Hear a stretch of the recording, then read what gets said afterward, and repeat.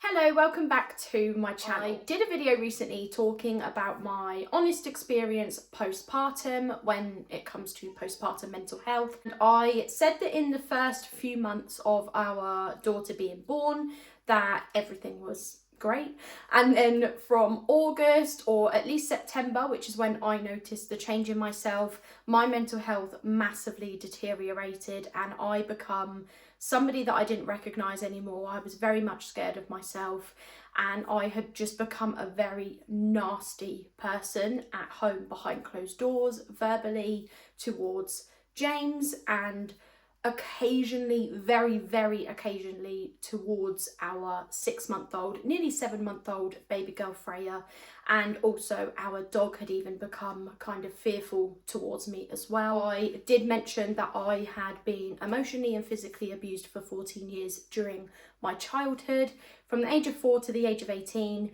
and that I felt that I was actually becoming the person that person had been to me, and it was terrifying me, basically. I was very vulnerable in that video. I did get very emotional. I think I shared more than I actually thought I would share, and I'm very much an open book, but I was quite conscious of what people might think watching that video. I did also get into a little bit about my mental health before postpartum, because my mental health has been like an ongoing thing. I was diagnosed with OCD when I was 18, but I've always known that I most likely have a personality disorder, and I had at some point been with complex needs. I had an assessment. I had a few assessments all done by like a video call, but I was never given a formal diagnosis because I was deemed moderate and not severe, so I couldn't be put forward to a psychiatrist to have a formal diagnosis. And then when I was offered therapy like 4 months later, I actually turned it down because I personally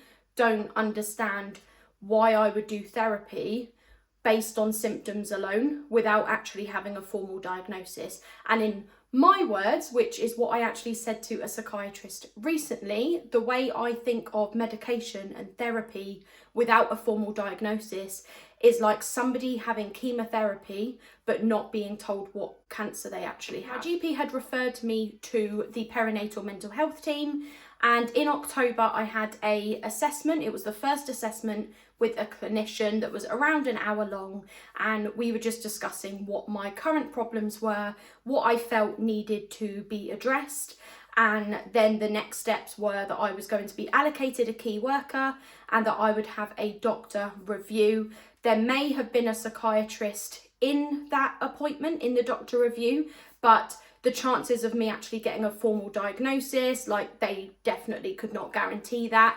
And the person that did that assessment, the clinician, didn't feel like it would happen. And my GP who did the referral also didn't feel like it would happen either. But I have nothing but good news. On the 6th of November, I had the appointment with a psychiatrist and also a trainee psychiatrist, but the qualified and experienced psychiatrist did actually give me a formal diagnosis, which I have got in writing right next to me, and it is actually what I knew that I had and what I had scored the highest on in the SCID2 questionnaire with complex needs like a few years ago. That has made me feel so much relief. You honestly don't even know how relieved I am to actually get that diagnosis of what I already knew that I had. So happy. My diagnosis is Avoidant personality disorder and Obsessive Compulsive personality disorder. What I am going to do now is I'm going to read this letter to you that the psychiatrist put together, and a copy has also been sent to my GP and I believe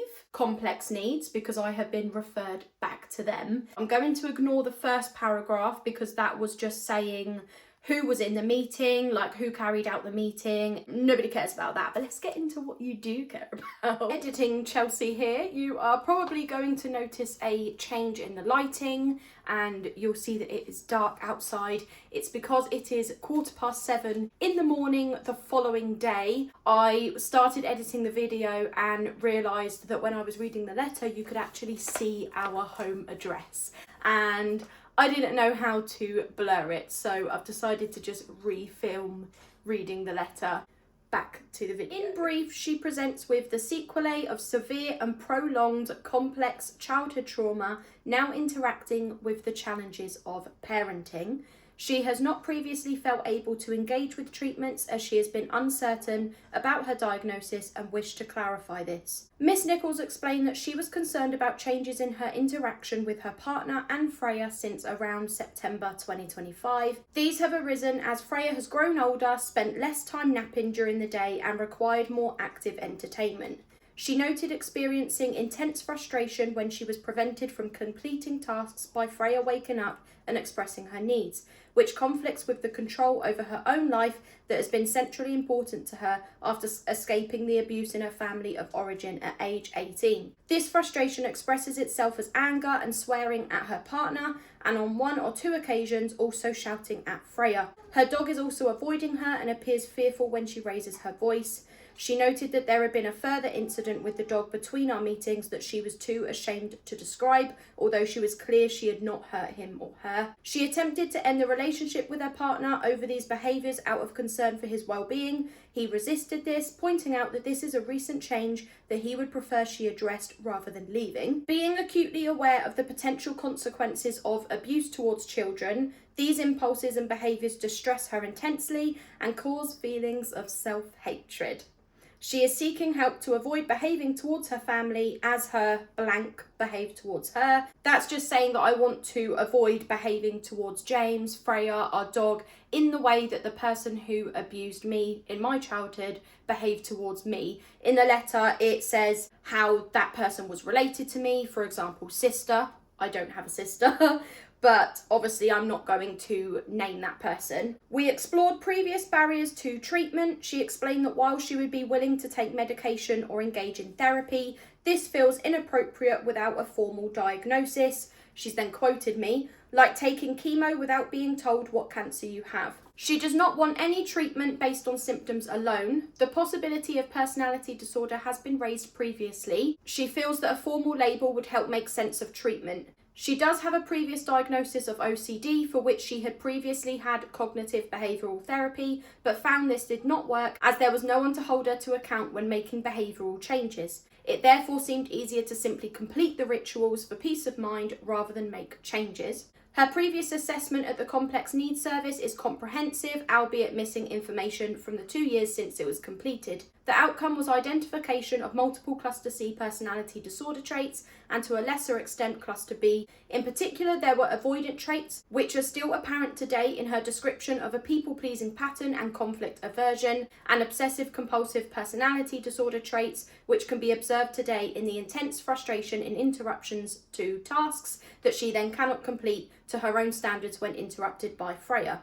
Very often people will arrange their lives in ways that allow them to manage around their symptoms. Recent changes in levels of distress represent difficulties in adapting to Freya's new developmental needs rather than the emergence of a new pathology. An alternative diagnostic framework to consider would be complex PTSD. Certainly she does meet the criteria for prolonged and repeated traumatic experiences, and she also experiences ongoing difficulties in emotional regulation, interpersonal relationships. However, complex PTSD also requires that she meets all criteria for PTSD, and I do not think this is the case. She does have anxiety dreams, but they have not consistently over time been directly related to the abuse she suffered, and she does not have daytime flashbacks. There is no specific avoidance of reminders of trauma. Indeed, she noted that she usually explains her background to everyone each time she starts a new role. She does report a strong startle response to loud noises and anticipatory anxiety, for example in the context of balloons, but does not specifically link this to the trauma experience. On balance, the personality disorder framework seems a better fit, while of course acknowledging its roots in the trauma she has experienced. She is also awaiting assessment for ADHD. We did not explore this in detail as referral to a more specialised service is already in process. The perinatal team would not offer diagnosis and assessment for ADHD in any event. When present, ADHD can exacerbate the symptoms of personality disorder, especially with respect to symptoms relating to impulsivity and emotional regulation. However, the additional elements of trauma and interpersonal challenges mean that the picture here is clearly wider than ADHD alone, even if this is also present. In addition to personality disorder, she has a pre-existing diagnosis of OCD and continues to meet criteria for this condition. Specifically, this relates to her bad luck thoughts relating to specific numbers, usually in the time, and also towards particular rituals, for example, pressing light switches with a particular degree of pressure, or having a particular formatting and number of emojis in messages. To manage this, she has to delete all messages once read or sent to avoid being drawn into endless editing. While these symptoms are inconvenient and she would like them to go away, she does not see them as a priority in the same way as her difficulties with frustration and anger around her family. Finally, depression occurs frequently alongside both personality disorder and OCD, which is understandable given the challenges that these bring. Fortunately, this does not appear to be the case at present. She has reasonable energy levels, although she does note that by the time her partner arrives home at the end of the day, she does feel she has used much of this up. Her motivation to do activities is at times good. At others, she may have changed her mind after deciding to do something and then not pursue it. And then the last few paragraphs of the letter are just talking about how my issues also affect my work. Obviously, I am on maternity leave and I don't go back until April, but they have affected my work previously, and they probably always will, to be honest. But the last few paragraphs were also talking about treatment, like what options there are, and that is what I'm going to move on to now. On the 20th of November, we had another appointment where we went over the letter and I said that I was happy with everything in it. I didn't feel like anything was inaccurate. So she was happy to then go ahead and sort of type it up in neat and then send me a copy, send my GP a copy, and send a copy to the complex needs service. We then spoke about medications for in the meantime. So I have been prescribed sertraline 50 milligrams, and that is just for my OCD alone. And then I've been prescribed quetiapine 25 milligrams, bearing in mind that goes up to like 800 milligrams. I think it's like an antipsychotic. That's how the psychiatrist described it to me. It's an antipsychotic. There are people that take like 800 milligrams. So 25 milligrams is like nothing, and I'm not taking it for psychotic reasons. I'm taking it for emotional regulation. On the prescription, it actually says agitation. The sertraline I would take every day. The quetiapine I can only take up to 3 times a day, and I take it as and when needed. The way that the psychiatrist described it is that if I was starting to feel like I was getting very agitated and that I was basically going to lose my shit, then I would take one of those tablets, and what it would do is make me calm down, make me quite sleepy, and the effect can last for a couple of hours. I did ask if this would be safe to take if I was just on my own at home with Freya. The advice was that I should take the first one when James is at home with me, and that way I can see how it feels, and if I feel like I'm not going to be able to properly look after her, and if I don't feel like it is going to be safe to take on my own with Freya, then I can just give them a call and then we can discuss either reducing the dosage or another alternative option. We then discussed therapy, and I have been put onto the waiting list for therapy with the perinatal mental health team, but there is a big waiting list. The perinatal mental health team can only support you until your child is 1, and Freya is nearly 7 months old. So come May, when she turns 1 year old, if I have still not got to the top of that waiting list, I would be discharged from the service before even getting the therapy. So what they have done is actually referred me back to complex needs as well, and asked if they can put me onto their waiting list for their therapy too. So it's just a case of whoever is able to see me first, basically. So there you go. That is my formal diagnosis. There is not really much else to talk about at the moment because I haven't actually picked up the medication from the pharmacy. I've kind of been putting it off, not gonna lie. I think I'm starting to overthink everything, but it just means that there is nothing to actually talk about because nothing has really changed. That is the end of the video. Thank you for watching, and I will see you in the next one. Bye.